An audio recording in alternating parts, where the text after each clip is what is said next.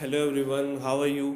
सो basically हम इस video में स्टार्ट करने वाले एक new lecture, new chapter. Basically क्या नाम है, सरफेस केमिस्ट्री है ना। ये चैप्टर नंबर 5th है क्लास 12th का आपका।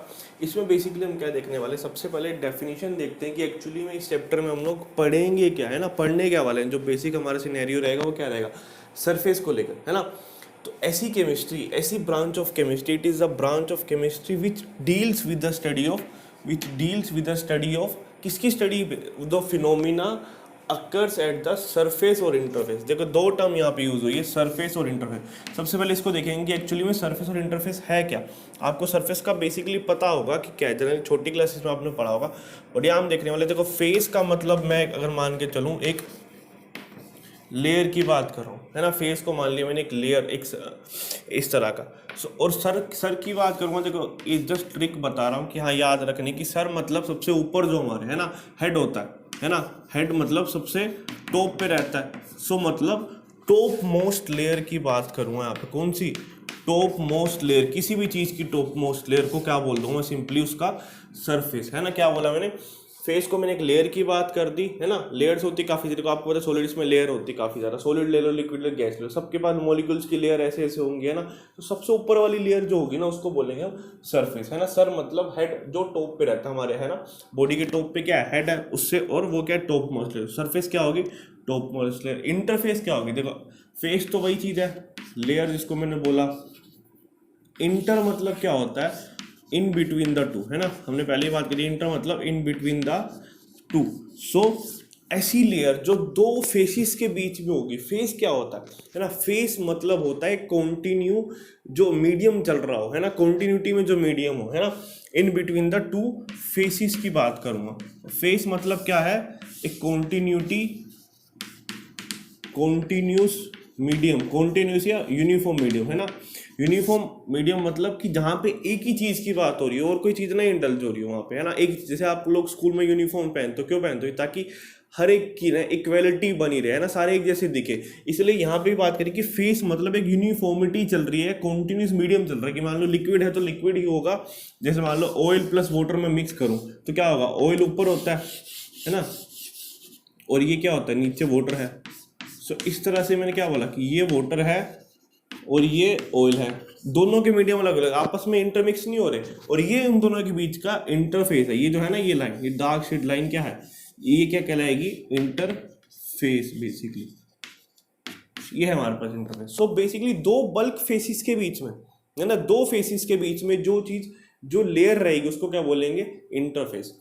अब देखो बात करते हैं यहाँ पे जिस फिनोमिना की हम बात करने वाले हैं। फिनोमिना बेसिकली होने वाला है यहाँ पे, एक तो एड्जॉर्प्शन। सबसे पहला फिनोमिना है एड्जॉर्प्शन। एब्जॉर्प्शन आप लोगों ने सुना होगा। एब्जॉर्प्शन वर्ड मतलब किसी चीज के अंदर एब्जॉर्ब होना, उसके अंदर पूरी तरह समा जाना, है ना। जैसे अगर मैं बात बोलूँ आपको कि मैंने एक फॉर्म ले ली, फॉर्म के अंदर मैंने क्या किया, कपड़ा ले लिया, जस्ट क्या किया, उसको पानी में डिप कर दिया, तो फॉर्म के अंदर पूरा का पूरा वाटर जो है वो एब्जॉर्ब हो चुका है। एब्जॉर्ब मतलब अंदर जाना। यहाँ हम बात करेंगे एडजॉर्ब की, ए डी की बात करें, ए बी की नहीं। सो यहाँ पे जो फर्स्ट फिनोमिना हम लोग पढ़ने वाले हैं वो है हमारे पास adsorption.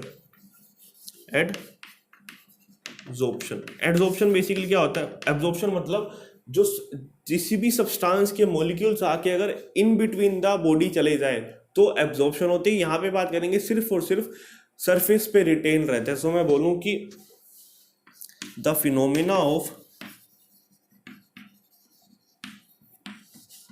attraction and retention of molecules, retention मतलब वही रुकना, retention of molecules of a substance on the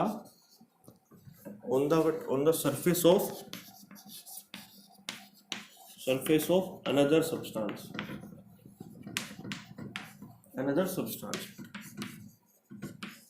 ठीक है। सो ये क्या था बेसिकली कि the phenomena of attraction and retention of molecules of substance on the surface of another, दूसरे किसी सब्सटेंस पे जो है उसके सरफेस पे वो चीज अट्रैक्ट होगी, और दूसरा रिटेंशन भी, मतलब वहां पे बनी भी रहेगी। अगर मैं बोलूँ कि ये जो चोक है या इसके ऊपर पड़ा है, इसका मतलब क्या, सिर्फ ये पड़ा उसके सरफेस पे है ये, और सिर्फ है ना, सॉरी, उसके सरफेस पे यहाँ पे रिटेन रहेगा इस तरह से। वो कहीं नहीं जाने वाला, उसके अंदर नहीं एड्जॉर्ब होगा, एड्जॉर्ब हुआ सिर्फ उसके सरफेस पे आके बैठ गया, सिर्फ ये बात है। सो एड्जॉर्प्शन मतलब क्या होता है, ऐसा फिनोमिना जहाँ पे क्या किसी भी सब्सटेंस के पार्टिकल्स अट्रैक्ट हो जाए, उसके सरफेस पे रिटेन करने लगे, उस फिनोमिना को बोलते हैं हम एड्जॉर्प्शन, है ना। दोनों में फर्क क्या है, एड्जॉर्प्शन जो है वो सरफेस फिनोमिना है, absorption is a bulk phenomena, है ना। दोनों में बल्क मतलब इन बिटवीन द वो उसके होगा किसी भी चीज के। सो अब देखो इसमें दो टर्म और आती है बेसिकली, इसमें क्या है, फर्स्ट टर्म है हमारे पास एडजोर्बेट, है ना। एडजोर्बेट, एडजोर्बेट मतलब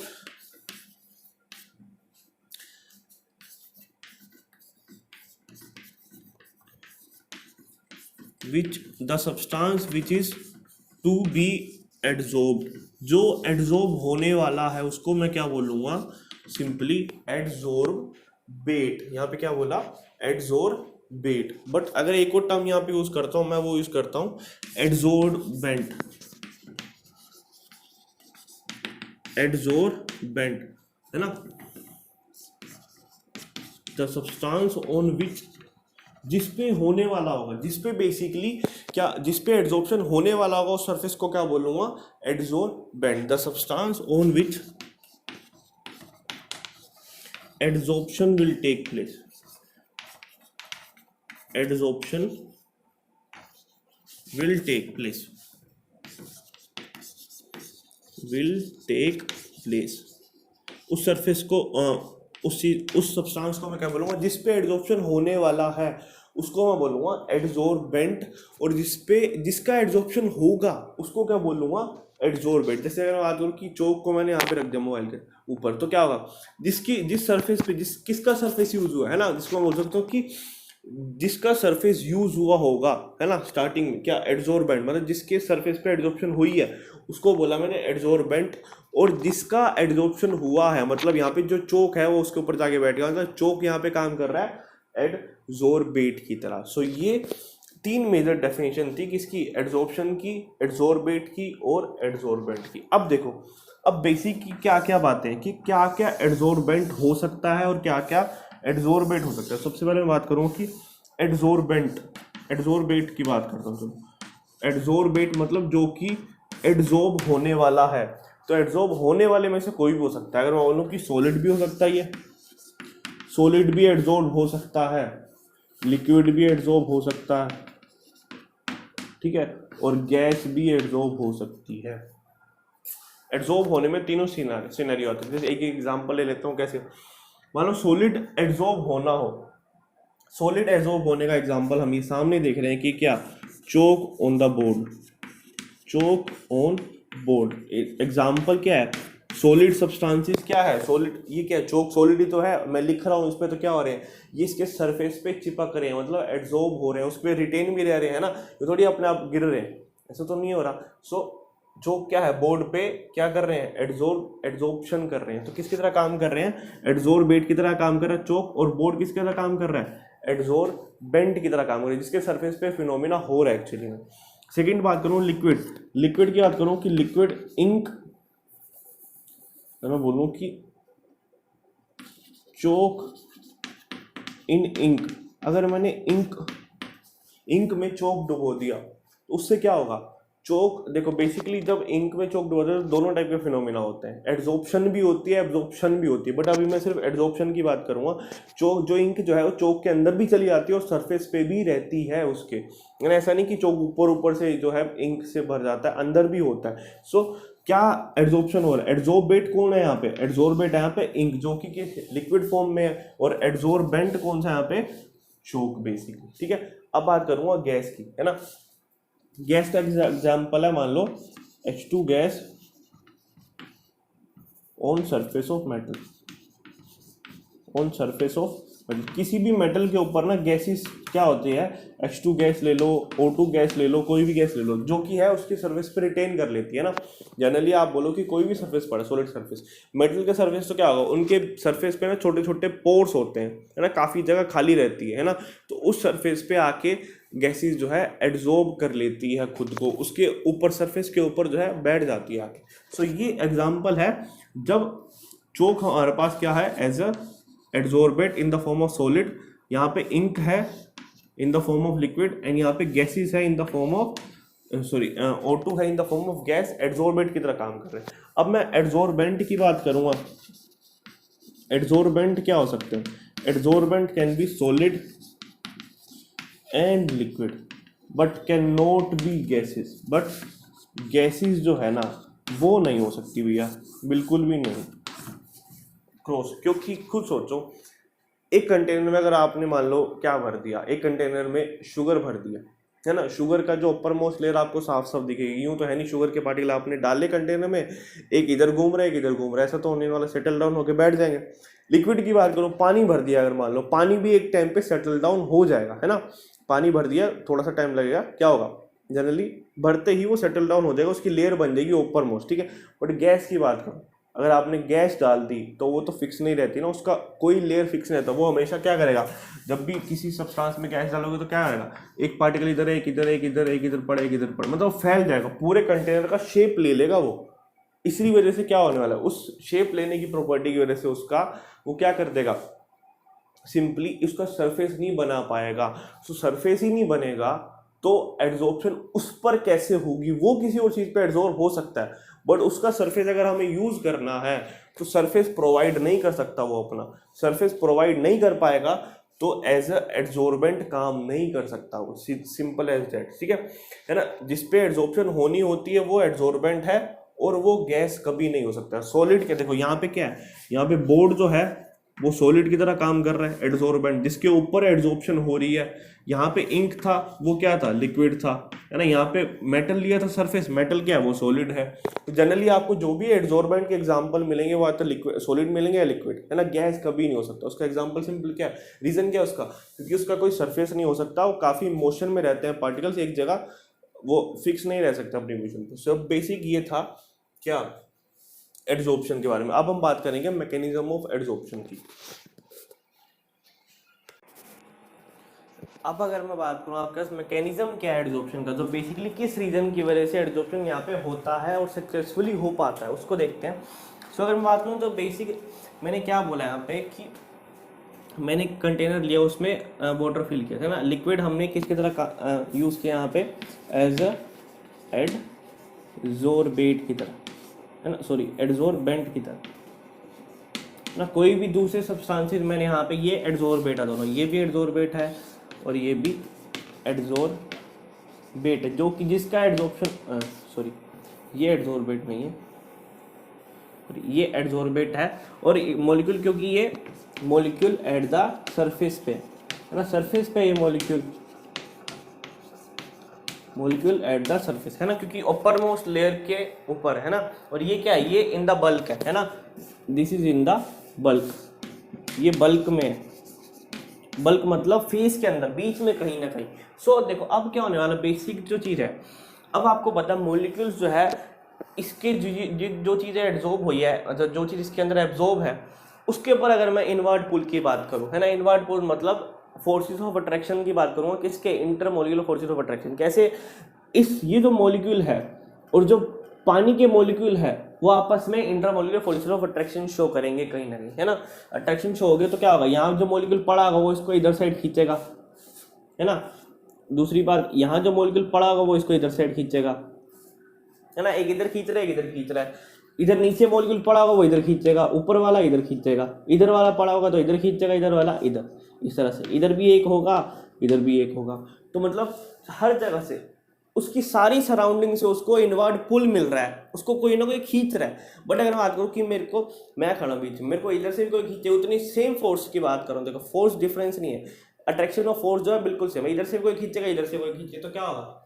सो बेसिकली ना इधर जा पाऊंगा ना मैं इधर मूव करूंगा, इधर ही खड़ा रहता हूँ, पोजीशन उसकी फिक्स हो जाएगी, है ना, क्योंकि हर तरफ से जो है इक्वल फोर्स लग रहा है तो वो पोजीशन फिक्स में रहेगा।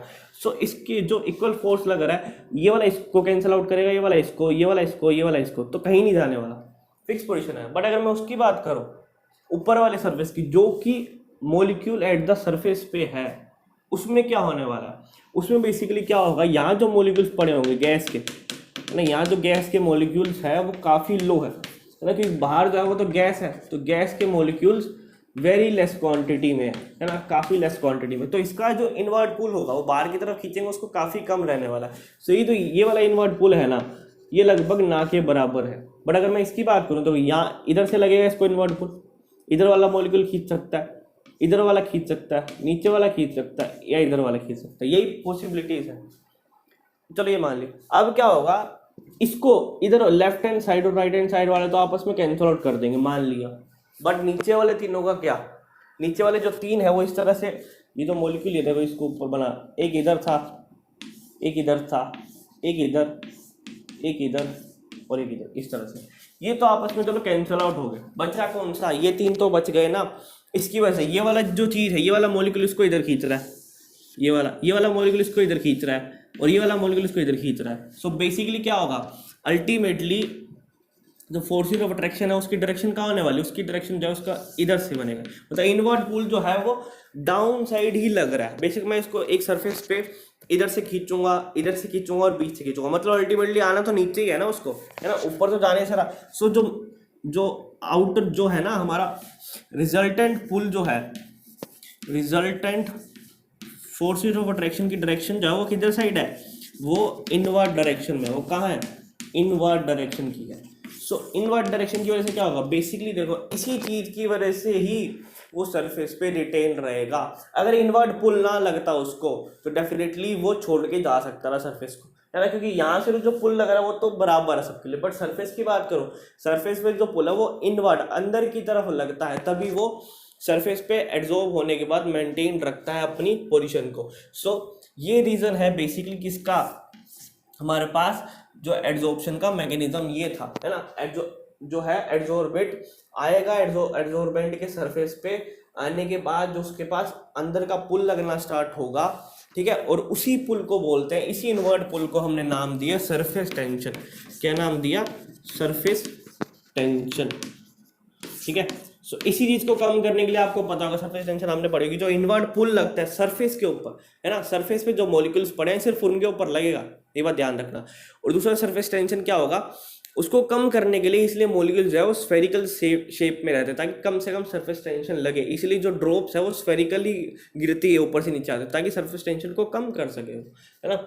ये बात है, मेजर रीजन क्या है सरफेस टेंशन का। दूसरा अगर बात करो, देखो ये था मैकेनिज्म ऑफ एड्जॉर्प्शन। अब मैं बात करूँ कि एक्चुअली में जो है वो एड्जॉर्प्शन जो है वो किस टाइप का है, या तो एंडोथर्मिक है या वो एक्सोथर्मिक है ना। हम टाइप की बात करेंगे, आइदर इट इज एक्सो और एंडोथर्मिक इन नेचर। देखते हैं चलो क्या होगा, है ना। अब देखो ये चीज जानने के लिए सबसे पहले आपको रिएक्शन पता, ये इक्वेशन पता होनी चाहिए कि delta G will be equal to delta H minus T delta H. ये थर्मोडायनेमिक इक्वेशन है, इससे हम पता करेंगे एक्चुअली में रिएक्शन जो है वो क्या होगी, एक्सोथर्मिक या एंडोथर्मिक। अब मैं बात करूँ, देखो अब आपको पता है स्पॉन्टेनियस रिएक्शन होने के लिए, आपने 11th क्लास में पढ़ा होगा कि स्पॉन्टेनियस रिएक्शन होने के लिए delta G must be negative nature. Delta G क्या होता है, gives free energy, gives energy must be negative in nature. So इसको क्या रखना है, मेरे को नेगेटिव साइन का रखना है, बस ये मेरे को ये फिक्स रखना है। इसकी जिद है कि भैया मैंने तो नेगेटिव ही होना है ना, ये तो नेगेटिव होके रहेगा। अब देखो मुझे चीज़ें क्या क्या पता है, मैंने टेम्परेचर मान लो, टेम्परेचर को मैंने रख दिया कांस्टेंट एक बार के लिए, छोड़ दो टेम्परेचर की बात ही नहीं करते हम लोग, इसकी बात इसकी रख दिया हमने कांस्टेंट। मेजर जो पोर्शन बचे वो डेल्टा एच, एंथैल्पी, डेल्टा ये क्या होता है, एंट्रोपी। एंट्रोपी मतलब डिसऑर्डरनेस, है ना, डिसऑर्डरनेस, या सिंपली बोल सकता हूँ मैं रैंडमनेस, है ना।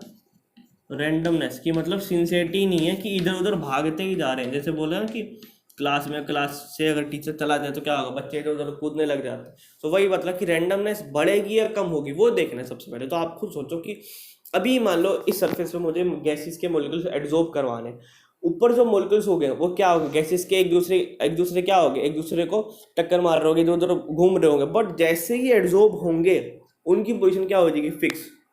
पोजीशन फिक्स हो गई तो रैंडमनेस आप खुद सोचो ऑब्वियसली कम होगी कि नहीं होगी, है ना। डिसऑर्डरनेस जो ऊपर मचा रहे थे, तूफानी कर रहे थे एक दूसरे से, है ना, घूम रहे थे, वो यहाँ एड्जॉर्ब होने के बाद क्या हो गया, मतलब टीचर के आने के बाद वो एक जगह बैठ जाएगी टिक के। तो मतलब क्या है, जो एंट्रोपी है उसमें क्या होता है, डिसऑर्डरनेस कम होती है, मतलब डेल्टा एस की वैल्यू जो है वो डेफिनेटली क्या है, यहाँ पे डेल्टा एस की वैल्यू जो है वो क्या हुई है, नेगेटिव हुई है। डिसऑर्डरनेस हमारे पास जो एंट्रोपी है, एंट्रोपी मतलब क्या था, डिसऑर्डरनेस, वो जाके कम हो चुकी है ना। सो डेल्टा एस क्या है हमारे पास, स्टार्टिंग में क्या था, ज़्यादा था, बट बाद में क्या हो गया, एंट्रोपी क्या हुई है, डिक्रीज हुई है हमारे पास। सो एंट्रोपी डिक्रीज हुई है मतलब रैंडमनेस क्योंकि डिक्रीज हुई है।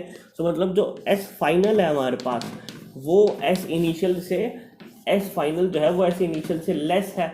तो अगर छोटी वैल्यू को बड़ी से माइनस करोगे तो ऑब्वियसली आंसर जो है वो नेगेटिव में आएगा आपको। तो डेल्टा एस की वैल्यू मुझे पता चल कि हाँ नेगेटिव है। कैसे पता चली, क्योंकि डिसऑर्डरनेस कम हो रहा है ना। जो रैंडमनेस जो स्टार्टिंग में तूफानी कर रहे थे वो सेटल डाउन होती है, मतलब एंट्रोपी कम हो चुकी है। सो इसलिए डेल्टा एस की वैल्यू नेगेटिव है। अब देखो इसका कोई रोल नहीं है, ये नेगेटिव आ गया तो ये क्या बन गया, अब फॉर्मूला क्या बनेगा, delta H plus T delta S बन चुका है ना। अब देखो, अब कहानी डिपेंड करती है डेल्टा एच पे, क्योंकि इसको तो मेरे को नेगेटिव लेके आना, जैसे मर्जी लेके आओ, इसकी वजह से तो पॉजिटिव आ गया। अब क्या करूँगा, इसको नेगेटिव क्रिएट करने के लिए ऑब्वियसली मुझे डेल्टा एच को नेगेटिव करना पड़ेगा। It must be negative in nature. So मतलब कैसे, मुझे क्या पता चला कि एक्चुअली में डेल्टा जी को तो मुझे नेगेटिव करना है, स्पॉन्टेनियस करना है, क्योंकि स्पॉन्टेनियस मतलब क्या होता है कि वो प्रोसेस होगा या नहीं होगा। आपको पता है एड्जॉर्प्शन होते हैं, होता है ये फिनोमिना, तो उसको नेगेटिव करना ही पड़ेगा। उसको नेगेटिव करने के लिए मुझे डेल्टा एच को नेगेटिव करना पड़ा। इसका मतलब क्या है कि किस टाइप की है ये एड्जॉर्प्शन। एड्जॉर्प्शन जो होती है वो एक्सोथर्मिक नेचर की होती है, ये नहीं होती। ये एक्सो मतलब हीट रिलीज करेगी अपने ऊपर से। सो मतलब क्या है कि अगर मैं बोलूँ कि जब भी एड्जॉर्प्शन होती है, एड्जॉर्प्शन जब भी होती है वो किस नेचर की होगी, एक्सोथर्मिक की। उसकी वजह से क्या होने वाला है, सरफेस एनर्जी जो हमारी है वो डिक्रीज होती है। जब भी क्या होता है, एड्जॉर्प्शन होती है तो सरफेस एनर्जी डिक्रीज होती है। अब किसी चीज़ की एनर्जी डिक्रीज कब होगी, जब उसमें से आप एनर्जी निकाल दोगे, ऑब्वियस सी बात है ना। 10 टॉफ़ी पड़ी थी मेरे पास, टॉफ़ी मैंने देखा सुबह, रात को 10 थी, सुबह होके कम होगी, 6 रहेगी, मतलब क्या 4 मैंने वहाँ से निकाली होगी, किसी ने, शैतान ने किसी ने खाली होगी, आपके घर में बच्चे ने किसी ने। तो वही बात है कि एनर्जी कम होगी तो मतलब उसमें से एनर्जी निकाल ली होगी, और एनर्जी निकालना मतलब एक्सोथर्मिक नेचर है ना, एक्सोथर्मिक नेचर है ना।